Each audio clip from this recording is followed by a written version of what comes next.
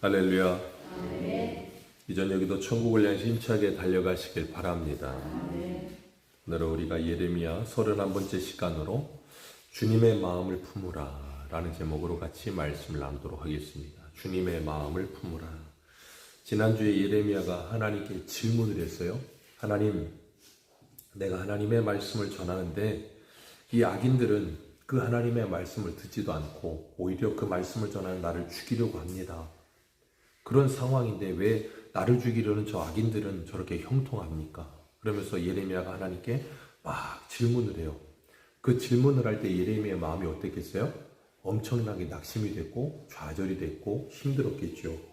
그 질문을 하는데 하나님께서 예레미야에게 그 질문에 답을 하지 않으시고 뭐라 그러시냐면, 예레미야야, 너 벌써 지쳤느냐? 그러세요. 하나님께서 5절에 너 지금 보행자와 함께 뛰는데 벌써 지쳤느냐?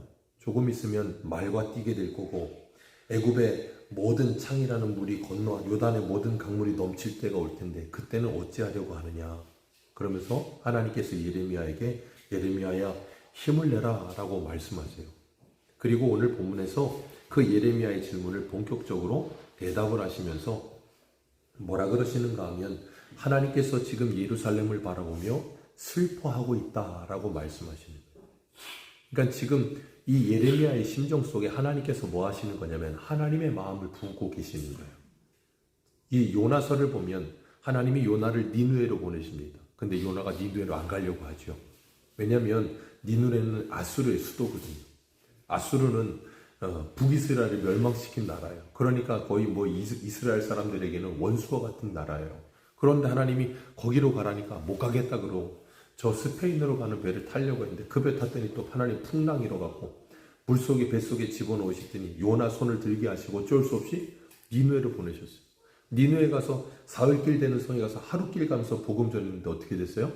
하나님의 심판 전했더니 전부 왕부터 짐승까지 베옷을 입고 재 뒤집어 쓰고 외계를 합니다. 요나가 그러니까 어떻게 했어요? 열받아가지고 하나님 그냥 차라리 죽여주십시오 그러죠. 네, 이런 꼴은 못 보겠습니다. 그러고 죽여주세요 그러는 거예요. 그때 하나님이 요나서 4장에 뭐라고 했냐면, 너는 하늘 잠깐 있다가 사라지는 그 박농쿨 보면서도 그 박농쿨 그 죽는 걸 보면서 마음이 상하냐? 나는 앞뒤를 분간 못하는 이 니느웨의 11만의 사람들을 보면서 지금 내가 마음이 아프다 그러세요. 요나는 하나님의 선지자였지만 하나님의 마음이 그 마음이 부어지지가 않은 거예요. 그래서 하나님이 요나 데려다 니느웨에다 갖다 놓으시고 거기에서 하나님의 심판의 메시지를 전하게 하심과 동시에 하나님은 요나에게도 뭐하고 계세요? 하나님의 마음을 부고 계시는 거예요. 오늘 이 예레미야에게도 하나님께서 하나님의 마음을 부고 계시는 거예요. 왜 저 악인들 심판하지 않으십니까? 그러는데 하나님께서 그 예레미야에게 그 악인이라고 표현하는 그들은 누구를 말해요? 유대인들, 남유다, 예루살렘, 그들을 향해 저 악인들 왜 심판하지 않으십니까? 그랬더니 하나님께서 7절 같이 한번 읽어봅니다. 시작.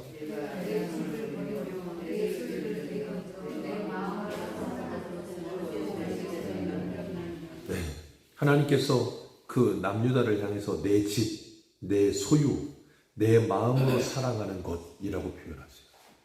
지금 이 상태가 어떤 상태인데요? 지금 남유다가 완전히 그냥 몰락 직전에 있는 상태야. 하나님하고는 완전히 대척점에 있어요. 그래서 8절에 보면 숲속의 사자와 같이 하나님을 향하여 소리를 내므로, 하나님을 향하여 뭐요? 막 사자처럼 울부짖는다 그거예요. 누가요? 남유다가. 그런데 그런 남유다를 향하여 8절에서도 하나님은 뭐라 그러세요? 내 소유. 7절에서도 내 소유, 8절에서도 내 소유, 9절에서도 내 소유. 하나님을 대적하고 바알을 섬기고 우상 숭배를 가득히 하고 있는 이스라엘을 바라보면서도 끝끝내 그들을 향해 그들은 내 소유다라고 말씀하세요. 예레미야는 저 악인들을 왜 심판하지 않으십니까? 그러는데 하나님은 그들은 내 소유다라고 말씀하신다고요. 우리가 그럴 때 있어요. 우리도 하나님의 말씀을 가졌다고 말을 하고 그 말씀을 따라 산다고 말하고 복음을 전한다고 말하지만 때로는 우리를 핍박하는 사람들, 우리를 힘들게 하는 사람들 보면 하나님 저 악인들을 심판해 주세요 라고 말하고 싶을 때가 있다고요. 근데 하나님이 뭐라 그러시냐면 내 소유다라고 하신다고요. 그러시면서 하나님께서 8절에서는 그들이 사자와 숲속의 사자와 같이 하나님을 향하여 부르짖으며 막 으르렁대고 있다라고 말씀하시는 거예요. 그리고 8절에는 뭐라 그래요? 그들이 문이 있는 매가 돼요. 그러니까 그 뒤에 문이 있는 매가 아니냐 그러면서 매들이 그것을 애워싸지 아니하느냐 그렇게 말하는 것처럼 문이 있는 매와 매를 구별하십니다. 이스라엘을 문이 있는 매라고 말하는 이유는 이방의 사람들을 매라고 부르시고 이스라엘을 그 매와는 조금 다르지만 문이 있는 매 그러시는 거예요. 이 매는 맹금류입니다. 그렇기 때문에 짐승 잡아먹고 사체를 뜯어먹고 그런단 말이에요. 그러니까 이방 사람들이 그렇게 사는 거예요. 사람들 짓누르고 사람들 죽든지 말든지 내가 뭐 잘 되기만 하면 된다 그런 식으로 생각하고 있는데 그런 사람들과 똑같은 모습으로 지금 하나님의 소유인 이스라엘이 변해버렸다는 거예요. 그런데 하나님이 그럼에도 불구하고 그들을 문이 있는 매라고 말씀을 하세요. 그러시면서 하나님께서 그렇게 하나님을 돌이키지 않고 하나님을 떠나버린 그들, 그래서 하나님께 사자처럼 울부짖고 부르짖는 그들, 그런데도 하나님은 그들을 내 소유라고 말씀하시면서도 하나님께서 7절에 뭐라 그러세요? 그들을 내 던져 원수의 손에 넘겼다라고 말씀을 하세요. 왜 그렇게 하실까요? 하나님께서 그들을 무섭게 징계하시는 거예요. 마치 부모가 자녀를 무섭게 징계하듯이 하나님께서 무수히 많이 선지자들을 보내서 말했지만 그들은 하나님의 선지자들의 말에 등을 돌리고 그 선지자들을 죽여버리고 그들의 말을 듣지 않고 하나님을 무시했어요. 하나님께서 오래 참으셨지만 그들은 끝끝내 하나님께 돌이키지 않습니다. 그래서 하나님이 그들을 뭐 하세요? 자비 없는 심판으로 심판하시는데 그 심판을 하시면서도 하나님은 이스라엘을 향해 뭐라 그러신다고요? 내 소유. 마치 부모님이 자녀들이 잘못하면 무섭게 징계하고 혼내도 안 되면 나중에는 끝끝내 어떡합니까? 요즘은 그러면 큰일 난다고 하지만 몽둥이를 들어요. 몽둥이를 들면 어떻게 돼요? 그날은 이제 먼지나게 맞는 거예요. 온 몸에 그냥 안마와 함께 혈액순환이 잘 되고 나면 정신이 번쩍 들죠. 애들이 제정신을 못 차리다가 혈액순환이 되면 정신을 차려요. 혈액이 막혀서 몽둥이 찜질을 다 하고 나면 애들이 정신을 번쩍 차린단 말이에요. 그런데 지금 이스라엘 하나님께서 그렇게 하신다는 거예요. 그러면 부모님이 그렇게 아이들을 무섭게 혼을 내면 아이들은 나는 저 다리 밑에서 주워온 애인가 봐. 저분들은 엄마 아빠가 아니고 아저씨 아줌마야 라고 생각하죠? 그러지 않는다고요. 그리고 부모님은 아이들을 그렇게 무섭게 때리면 그 아이들을 1도 사랑하지 않는 거죠. 죽으라고 그 아이들을 때리는 거죠.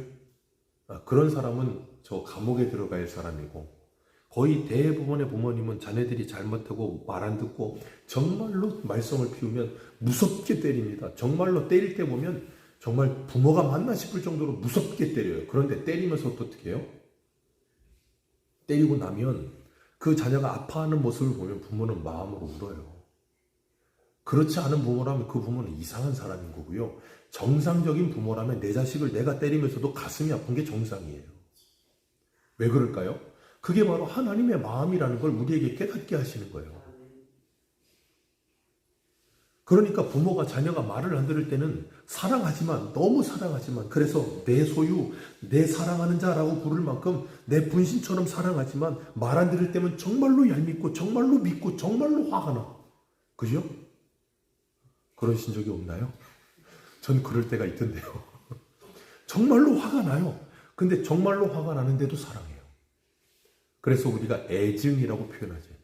애증이라고 표현. 포기할 수가 없어요. 왜?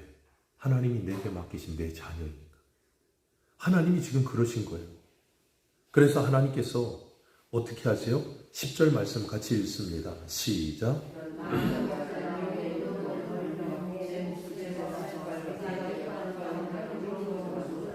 많은 목자가 내 포도원을 헐며 그게 위에 들짐승을 모아 그들을 삼키게 하라는 말씀과 같은 표현이에요.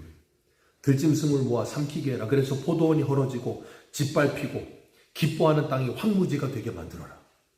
이 말씀이 이사야 말씀에도 그대로 나옵니다. 이사야 말씀 이사야 5장 5절에 보면 하나님이 포도원의 노래를 부르시면서 극상품 포도열매 맺기를 원했는데 들포도를 맺었다 그랬잖아요. 그랬더니 하나님께서 이사야 5장 5절에 이제 내가 내 포도원에 어떻게 행하는지 너희에게 이르리라. 내가 그 울타리를 걷어 먹힘을 당하게 하며 그 담을 헐어 짓밟히게 할 것이요. 내가 그것을 황폐하게 하리니 다시는 가지를 자름이나 북을 돋음이 돋우지 못하며 찔레와 가시가 날 것이며 내가 또 구름에게 명하여 그 위에 비를 내리지 못하게 하리라 하셨으니, 구름에 명하여 비를 내리지 못하게 하면 어떻게 돼요? 황무지가 되어버리는 거예요. 하나님께서 그렇게 하시겠다는 거예요. 왜요? 그들이 하나님 앞에 범죄함으로. 그래서 하나님께서 그 울타리를 걷어버린다. 스가랴서에 보면 하나님께서 회복해 돌아오는 이스라엘 백성들, 그 예루살렘 성을 하나님께서 성벽을 짓지 말라 그러셨어요. 왜 그런가 하면 하나님께서 그들의 불성곽이 되어주시겠다 그랬거든요. 성벽, 성곽은 뭘 의기해요? 보호와 방패막을 의기하거든요. 그런데 하나님께서 예루살렘의 불성곽이 되어주겠다는 거예요. 그런데 포도원에 울타리와 그리고 포도원에 그 모든 이 담을 헐어버리겠다는 말은 하나님께서 그들을 보호하시던 그 은혜를 걷어버리겠다 그 말이에요. 그 은혜를 걷어버리면 어떻게 해요? 그들은 아무것도 보호를 받을 수가 없어요. 그러니까 저 밖에 있는 들짐승들이 얼마든지 물어뜯을 수 있는 존재가 되는 거예요. 이스라엘이 강할 수 있는 이유는 딱 하나입니다. 하나님이 그들을 지키시고 보호하시기 때문이에요. 그들에게 하나님이 없으면 아무것도 아니라고요. 다윗에게 하나님 없으면 아무것도 아닙니다. 하나님이 함께 하시기 때문에 그들이 가나안 땅을 정복할 수 있었던 거예요. 근데 하나님께서 그들의 담을 허물어 버리시고 울타리를 걷어버리시겠다. 그들을 내던져 버리시겠다라고 말씀하세요. 그러면서 그들이 원수의 손에 붙짓밟히게 되고 황무지가 되게 만들어 버리겠다. 왜요? 그들의 숲속의 사자와 같이 하나님께 부르짖음, 하나님께 대항하고 하나님께 막 울부짖고 우상 숭배를 하면서도 하나님한테 막 달려들고. 어떻게 하나님께 달려들겠어요? 성전에 와서 달려들겠습니까? 아니요. 성전에 와서 달려드는 게 아니고 그 이웃들을 향해 그렇게 달려들어요. 그게 누구에게 달려드는 거예요? 하나님께 달려드는 거예요. 그러고 있는 그 모습을 하나님께서 그냥 두고 보지 못하셔서 그 땅을 황무지를 만들어 버리신다는 거예요. 그런데 문제는 뭐냐면 그런 황무지가 되어버린 그 땅을 향하여, 그 황폐한 그 땅을 향하여 슬퍼하는 사람의 마음을 가진 사람이 하나도 없더라는 거예요. 지금 그 땅이 황무지가 되어버렸고 하나님의 심판을 받아버렸는데 그 땅을 보면서 애통해하고 슬퍼하고 가슴 아파하는 사람이 하나도 없더라는 거예요. 그게 이스라엘의 가장 큰 문제라는 거예요, 하나님께서. 그래서 예레미야 5장에 뭐라 그러셨어요? 너희는 이 큰 성 예루살렘 길을 빨리 왕래하며 진리와 공의를 구하는 자 한 사람만 찾아라. 그 한 사람만 찾으면 내가 이 땅을 용서하리라. 근데 이 땅을 보면 슬퍼하고 우는 사람이 없더라는 거예요. 그럼 하나님께서 이 땅을 그렇게 내던져 버리시면 완전히 끝내버리시겠죠? 아니요. 하나님께서 그렇게 심판하시면서도 그들을 뭐라고 불렀어요? 내 소유. 그들은 내 소유다. 그들은 내 마음으로 사랑하는 자다. 그러면서 이렇게 말씀하시는 거예요. 하나님께서 그 땅을 다시 회복시키실 거라는 거예요. 우리 한 군데만 돌 건데요. 이사야서 27장을 한번 보세요. 이사야서 27장입니다. 하나님께서 이사야 5장에서는 포도원의 노래를 부르시면서 그들이 들포도를 맺음으로 울타리를 거두고 담을 허물어서 짓밟히고 물어뜯기게 하고 그들이 다 황무지가 되게 하겠다 그러셨는데 27장에 가면 하나님께서 27장 2절입니다. 1절부터 우리 6절까지 읽어보겠습니다. 시작. 그날에 여호와께서 그의 견고하고 크고 강한 칼로 날렘 뱀 리워야단 곧 꼬불꼬불한 뱀 리워야단을 멸하시며 바다에 있는 용을 죽이시리라. 그날에 너희는 아름다운 포도원에 두고 노래를 부를지어다. 나 여호와는 포도원 지기가 되며 때때로 물을 주며 밤낮으로 간수하여 아무든지 이를 해치지 못하게 하리로다. 나는 포도원에 대하여 노함이 없나니 찔레와 가시가 나를 대적하여 싸운다 하자 내가 그것들을 발로 밟아 모아 불사르리라. 그리하지 아니하면 내 힘을 의지하고 나와 하친할 것입니다. 후일에는 야곱의 뿌리가 박히며 이스라엘의 움이 돋고 꽃이 필 것이라. 그들이 그 결실로 지면을 채우리로다. 아멘. 이게 뭐예요? 하나님의 회복이요. 하나님께서 이사야 5장에서 내가 울타리 담 다 허물어서 그냥 다 물어뜯기고 다 그냥 짓밟히게 놔둬버리겠다. 그렇게 말씀하셨는데 그렇게 하심에도 불구하고 하나님은 그 이스라엘에게 뭐가 가 계신다고요? 마음이 가 계신다고요. 그래서 하나님께서 바벨론을 들어서 이스라엘을 치시는데 문제는 뭐냐면 그 사람 막대기 인생채찍인 바벨론이 이스라엘을 너무 많이 쳤어. 그러니까 나중에는 어떻게 하세요?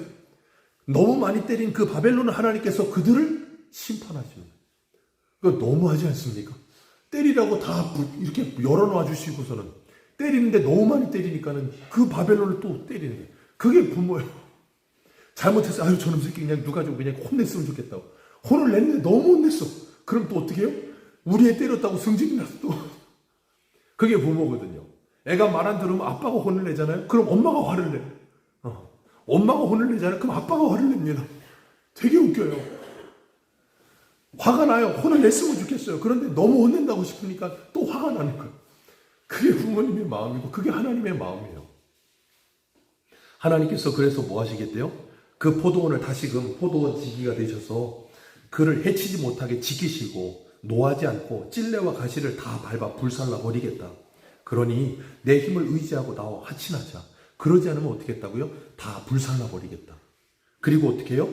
야곱의 뿌리가 박히고 오미도 꽃이 피어서 결실이 지면을 가득히 채울 날이 오게 하겠다. 그날이 언제예요?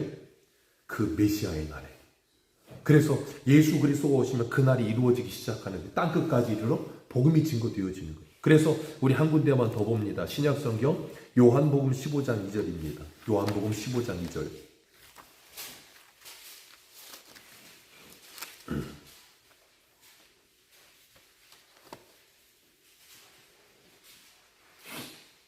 요한복음 15장 2절입니다. 같이 읽습니다. 시작. 무릇 내게 붙어 있어 열매를 맺지 아니하는 가지는 여호와께서 그것을 제거해 버리시고 무릇 열매 맺는 가지는 더 열매를 맺게 하려 하여 그것을 깨끗하게 하시느니라.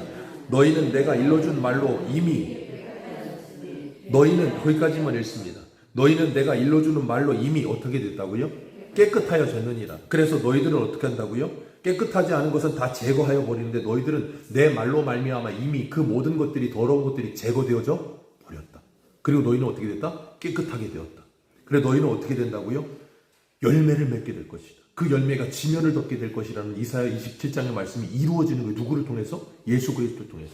그러니까 우리 안에 그 열매가 맺혀지지 않도록 가로막고 있는 가시와 이사야 27장에 말하는 가시와 그리고 찔레와 그 모든 것들은 다 모아서 불살라 버린다 그랬다고요. 그렇게 되지 않을 것 같으면 내 힘을 의지하여 나와 뭐하라?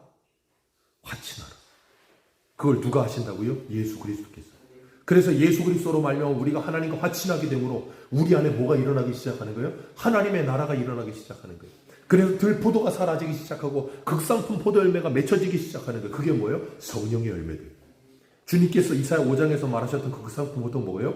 공의와 정의. 그런데 들포도 포악과 부르짖음만 남았도다. 이웃을 사랑하지 않고 그들을 압제함으로. 그런데 성령이 임하시면 예수 그리스도로 말미암아 하나님의 나라가 일어나면 뭐예요? 이웃을 사랑하게 되면서 그곳에 하나님의 나라가 일어나서 상함도 해량도 없는 나라가 시작되는 거예요. 주님은 그 나라를 원하시는 거예요. 그래서 주님께서 이스라엘 백성들을 그 풀무에 바벨론에 집어넣으시는 이유는 뭐예요? 딱 하나입니다. 하나님의 마음을 회복하게 하시려고. 그래서 하나님을 사랑하고 이웃을 사랑하는 백성들이 되게 하시려고 그 일을 하시는 거예요. 왜요? 그게 복이니까요. 무슨 복이요? 하나님이 주시는 영생의 복이요. 하나님은 이스라엘 백성들이 이 땅에서 저 짐승들과 그리고 매들과 같은 삶을 살지 않고 하나님의 백성답게 살기를 원하시는 게 그게 잘 사는 거예요. 그게 행복한 겁니다. 근데 그 마음이 없으면 어떻게 돼요? 이 마음에 평강은 사라지고 불안만 남아요. 근심과 염려만 남고 걱정만 남고 세상 사람과 똑같이 살아요. 그러니 평강이 없어요. 그러니 안식이 없어요. 그래서 하나님께서 이스라엘 백성들이 안식일과 안식년과 희년을 지키지 아니하므로 그 땅이 황무하게 되어 역대하 36장에 보면 하나님이 70년 동안 그 땅을 안식하게 하신다 그랬잖아요. 안식의 땅에 집어넣었는데 이스라엘 백성들은 안식을 누리질 못해요. 물질의 노예가 되고 세상의 노예가 되어서 욕심에 들끓어서 그것에 지배를 당하는 하나님의 백성과는 동떨어진 세상 사람과 똑같은 삶을 사니까 하나님은 하나님의 백성답게 행복하게 살라고 집어넣었는데 세상 사람과 똑같이 사니까 어떻게 해요? 그들을 다시 되돌려 놓으시기 위해서 바벨론이라는 풀무에 그들을 집어넣으시는 거예요. 그래서 우리 한 군데만 더 봅니다. 말라기서 구약성경 마지막 말라기서 4장을 한번 보세요. 말라기 4장 5절입니다.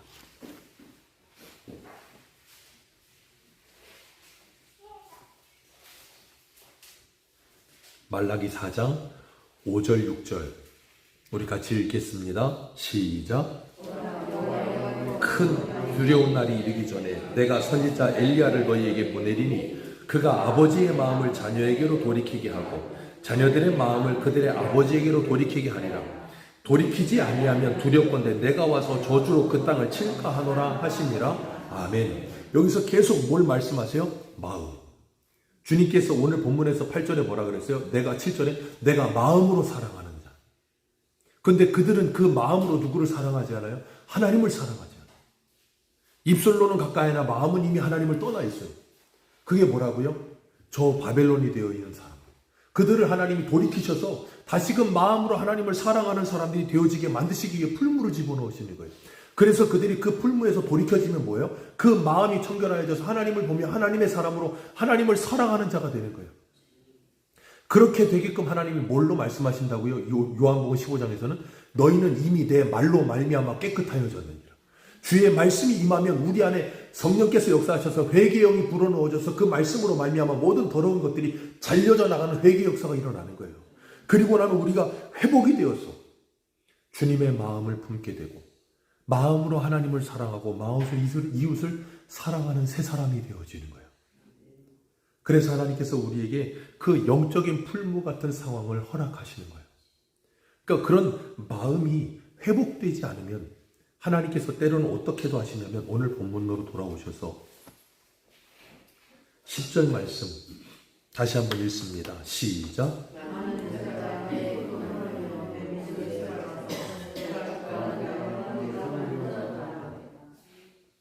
포도원을 헐어버리고 그 몫을 짓밟아버리고 기뻐하는 땅을 황무지가 되게 만들어버리고 12절에는 뭐라 그러세요?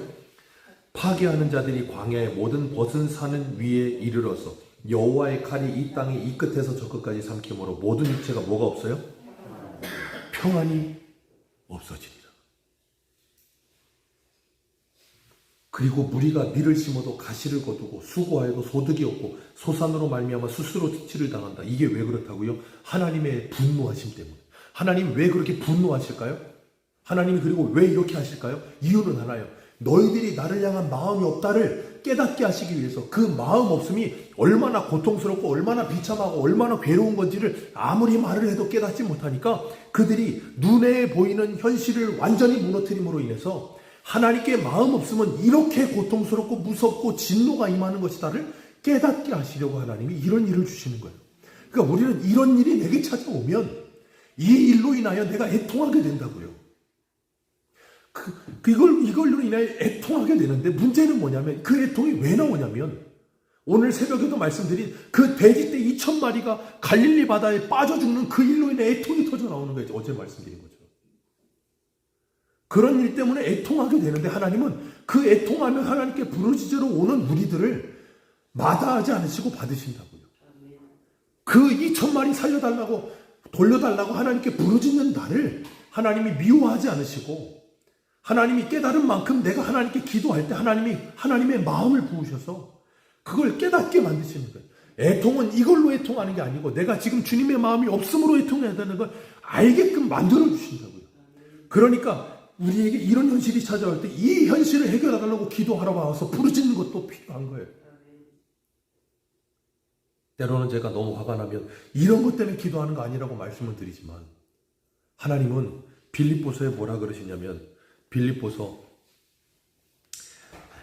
3장 15절에 이렇게 말씀하세요. 그러므로 누구든지 우리의 온전히 이룬 자들은 이렇게 생각할지니 만일 어떤 일에 너희가 달리 생각하면 하나님이 이것도 너희에게 나타내시리라. 달리 생각하고 아직 거기까지 깨닫지 못하고 있으면 하나님이 그것도 뭐 하신다고요? 생각하게 하시리라. 그렇게 하나님이 그들이 그렇게끔 부르짖게끔 하셔서 그 돌이키게도 만드신다는 거예요. 그러니까 우리가 잊지 말아야 될 것. 우리에게 이런 현실이 찾아올 때 이건 반드시 영적인 일과 연결이 될 수 있다는 걸 기억하셔야 됩니다. 내게 왜 이런 일이 찾아왔을까? 내가 내 모습을 보면서 애통하고 있지는 않을까? 내 지금 영적인 상태가 제대로 돼 있을까? 하나님과의 관계가 지금 내가 바로 서 있을까? 내 믿음이 지금 바로 서 있나? 그걸 확인해야 되는 거예요. 그걸 점검했는데도 그런 상황인데도 불구하고 이런 일이 찾아왔다면 그건 뭐 해야 되는 거예요? 인내하며 기다려야 되는 거예요. 뭘요? 하나님의 회복의 때를 기다려야 되는 거예요. 이스라엘의 가장 큰 문제는 그들이 하나님께서 그렇게 때리시는데도 그걸 한 사람도 마음에 두는 사람이 없어. 깨닫는 사람이 없어. 그래서 예레미야 2장 30절을 볼까요?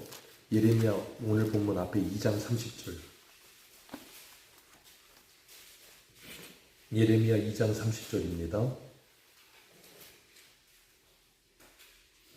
같이 읽습니다. 시작. 내가 너희 자녀들을 때리는 것이 무익함은 그들이 징계를 받아들이지 아니함이라. 너희 선지자를 삼켰느니라. 아멘. 하나님께서 이스라엘의 자녀들을 때리셨다고. 근데 그게 무익하게 돌아갔어. 왜요? 그 자녀들을 때렸는데도 불구하고 뭘 받지 않아요? 징계를 받지 않아. 그러니까 아무리 때려도 징계를 받지 않아. 아무리 때려도 깨닫지를 못해. 왜요? 무감각한 자가 돼요. 영적으로 무감각한 자가 돼요. 하나님이 사인을 계속 보내시는데 사인을 받아들이질 않아. 그래서 뭐예요? 돌이킬 방도가 없는 거예요. 회생 방도가 없어요. 이사야 1장에 보면 6절에 발바닥에서 머리끝까지 성한 것이 없이 상한 것과 터진 것과 새로 맞은 흔적뿐이거늘 그것을 짜며 싸매며 기름으로 부드럽게 함을 받지 못하였도다. 너희의 땅은 황폐하였고 너희의 성읍들은 불탔고 너희의 토지는 너희 목전에서 이방인에게 삼켜졌으며 이방인에게 파괴됨이 황폐하였도다. 그런데도 누구도 그 마음에 그것을 두고 하나님께 돌이켜 회개하며 그 땅을 위해서 우는 자가 없더라는 거예요. 그 모습이 오늘 우리의 모습은 아닙니까? 오늘날의 이 땅은 이런 오늘 본문의 모습과 같은 이런 모습은 아닙니까? 하나님께서 수도 없이 때리시는데도 불구하고 도무지 깨닫지를 못하는, 도무지 알아차리지를 못하는 누구 한 사람 그 마음에 주님의 마음을 품고 하나님의 시선으로 이 땅을 보며 애통하는 사람이 없는, 하나님께서 모든 육체의 마음에 평안함을 사라지게 하셨는데도 오늘날 세상 사람들이 그렇잖아요. 돈이 없으면 없어서 불안하고요. 돈이 많으면 돈이 많아서 불안해요. 건강하면 아플까봐 불안하고요. 아프면 아파서 불안해요. 사람들의 마음에 평강이 없어요. 사람들의 마음에 편안이 없다고요. 왜요? 하나님의 진노하심의 결과예요. 그런데 누구도 그걸 보면서 영적으로 생각하는 사람이 없더라는 거예요. 주님께서 오늘 새벽에 12 혈루증 앓던 여인이 어떤 치료 방법을 찾아도 해결되지 않아 절망에 빠졌던 그 여인이 예수님을 찾아와서 그 옷자락을 만지고 고침을 받았을 때 누가 그 일을 했느냐? 여인이 와서 두려워하며 고백하니까 주님이 뭐라 그러세요? 여자야, 내 믿음이 너를 구원하였다. 평안히 가라. 평안히 가라. 평안이 없는 불안의 세대에 하나님께서 평안히 가라고 명하신다고요. 오늘 저와 여러분도 예수 그리스도를 만나면 주님 우리를 향해 뭐라 그러세요? 불안한 마음, 염려와 걱정이 가득한 마음으로 있던 우리에게 주님이 평안히 가라 그러신다고요. 위로부터 주시는 그 평안이 우리 안에 임할 때 하나님의 회복의 은혜가 경험되는 거예요. 그러지 않으면 우리의 마음에 불안과 염려와 두려움이 가득하십니까? 하나님의 분노하심의 결과예요. 하나님께 기도해야 되는 거예요. 하나님 나를 건져 주옵소서라고 기도하셔야 돼요. 하나님 내 가정을 회복시켜 주옵소서라고 기도하셔야 돼요. 그런데 오늘 본문에 보면 마음에 두는 자가 없다 그랬는데 에스겔 9장 4절에 보면 여호와께서 이르시되 너는 예루살렘 성읍 중에 순행하며 그 가운데 행하는 모든 가증한 일로 말미암아 마음에 탄식하며 우는 자의 이마에 표를 하라. 그 예루살렘 무너져 내려가고 있는 그 예루살렘을 보면서 그 마음에 탄식하며 우는 사람의 그 이마에 표를 하라. 왜요? 그 표 있는 자 외에는 모두 다 자비 없이 다 심판하라 그러세요. 오늘날도 하나님은 이 세상을 바라보며 이 세상에 무너져 날아가는 세상을 바라보며 탄식하며 마음에 고통하며 우는 자들의 이마에 표를 하신다. 왜요? 그들이 바로 주님의 택하심을 받은 주님의 마음을 받은 하나님의 사람들이거든요. 그래서 내가 정말 하나님의 택함을 받아 구원함을 받고 주님의 마음이 내 마음에 부어지고 나면 내 가정을 바라보며 애통하는 마음이 터져나오기 시작하는 거예요. 성령이 오셨네, 성령이 오셨네, 내 주에 보내신 성령이 오셨네. 그 나라 꿈꾸게 하시네. 내 가정에 하나님의 나라가 이루어지지 않는 모습을 보면서 애통하는 거예요. 아직 믿지 않는 내 가족들을 바라보면서 가슴 아파하며 울부짖고 부르짖는 거예요. 그렇기 때문에 주님께서 우리에게 하나님의 마음을 부어주시면 새 마음이 계속 부어지는 거예요. 옛사람의 마음은 사라지는 거예요.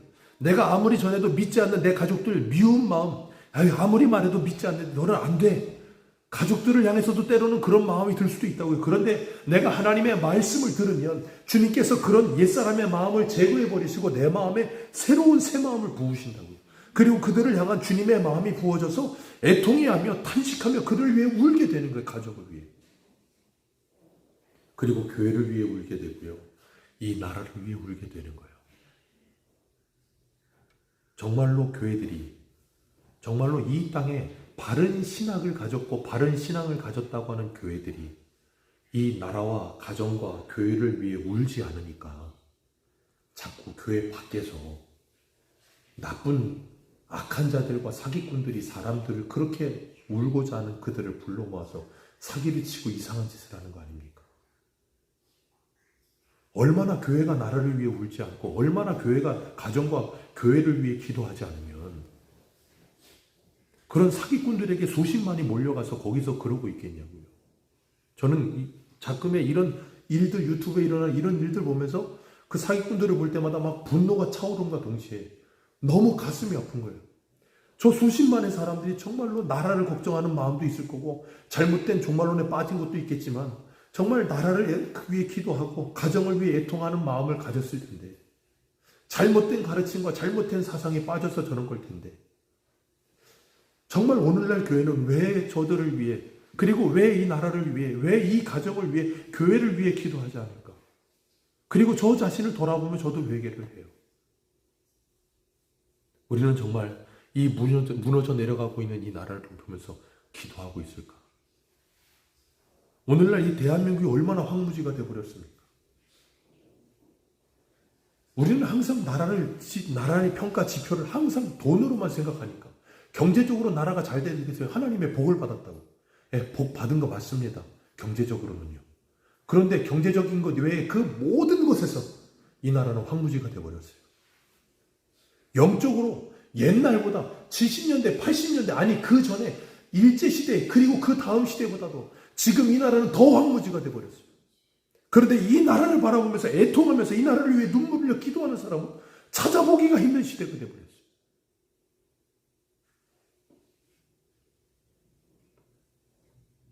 평안이 없는 시대에 거짓된 평안을 부르짖는 사람들에게 사람들은 찾아가고 있는데 참된 평안이신 예수 그리스도를 전하는 사람들은 점점 줄어들고 있어요. 예레미야는 그들을 보면서 하나님 저 악인들을 왜 심판하지 하십니까? 그러는데 하나님은 그들을 때리시면서도 그들을 징계하시면서도 내 소유이라 내 마음으로 사랑하는 자들이니라. 그게 바로 하나님의 마음이에요. 우리가 사무엘상에 보면 다윗이 왕으로 있을 때 압살롬이 아들이 반역을 일으킵니다. 아들이 반역을 일으키면 일반 세상의 왕들은 어떻게 합니까? 죽여버려요. 그런데 다윗이 그 아들을 위해서 다시 왕위를 회복할 때쯤 되었을 때 군대 장관들이 몰려나가서 싸우러 갈 때 그들을 불러놓고 그래요. 너희들 전쟁하는데 내 아들 압살롬은 건드리지 마라. 그는 절대 죽이지 마라. 근데 요압이 죽이거든요. 그 소식이 들렸을 때 다윗이 어떻게 합니까?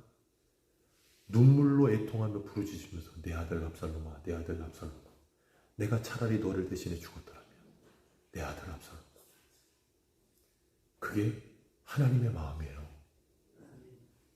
인간적인 저 세상의 숲속의 사자와 같은 사람들의 논리대로라면 아들이고 뭐고 자식이고 뭐고 내 자리를 탐내면 죽이는 게 정상이에요. 그게 사울의 마음이에요. 근데 다윗은 아니에요. 나를 향해 이빨을 드러내고 우르렁대고 나를 죽이겠다고 달려드는 그 아들을 향해서도 내가 차라리 널 대신에 죽었더라면. 그 마음이 우리 주님의 마음이에요. 그래서 아직 원수 되었을 때 하나님께서 그 아들을 십자가에 내어주심으로 그 사랑을 우리에게 확증시켜 주신 거예요. 그 사랑을 받은 우리는 이제 그 사랑을 우리가 정말로 받았다면 우리를 향해 사자와 같이 우르렁대는 그들을 향해 똑같이 우르렁대지 않고요. 바울처럼 그들과 같이 싸우지 않고 내가 날마다 죽었다. 왜요? 주님의 마음이 내게 오늘도 부어져서 그 마음이 부어지니까 그들을 향해 울 수밖에 없더라는 거예요.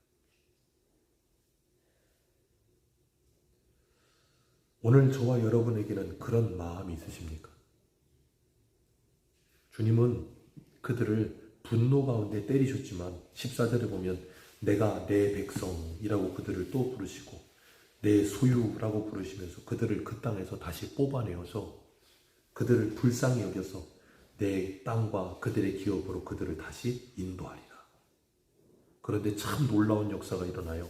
16절 같이 읽습니다. 시작.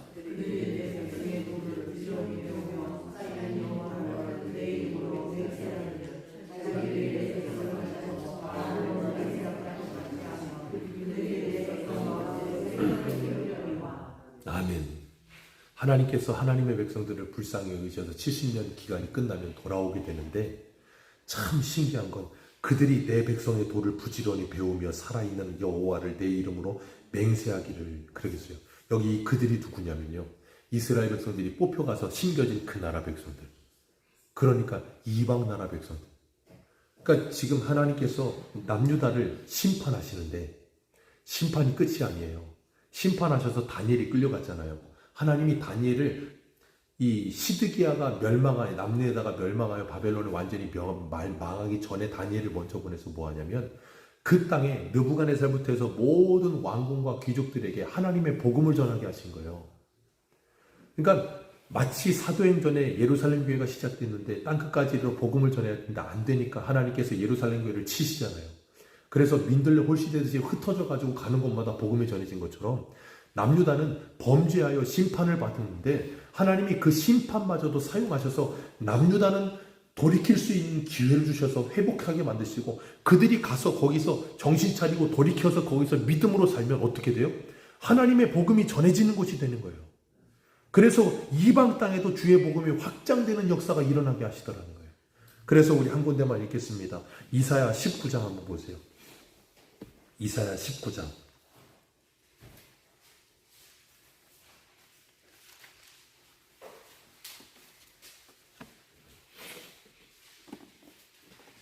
이사야 19장 23절.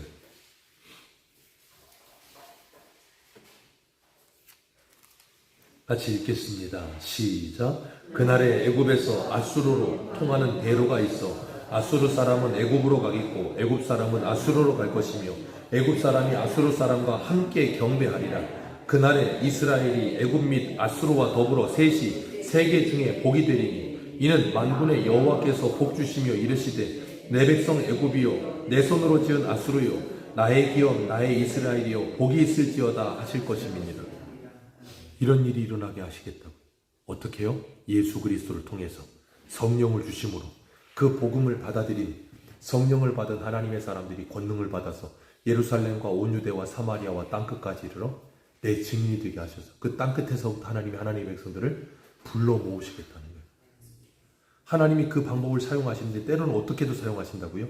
그렇게 성령을 받아 선교사로 하나님의 말씀에 순종하여 하나님의 말씀을 전하는 자로도 가게 하시고 때로는 하나님 앞에 징계를 받아서 혼이 나고 고통 가운데 괴로움 가운데 신음하면서 거기서 울부짖으며 괴로워하며 하나님을 부르는 가운데 그 세상 가운데 갇혀있다가 거기에서 돌이키게 될 때 그 사람을 바라보고 있던 사람들이 그 사람의 돌이킴을 보면서도 주님을 만나게 되는 역사가 일어나게 하신다는 거예요.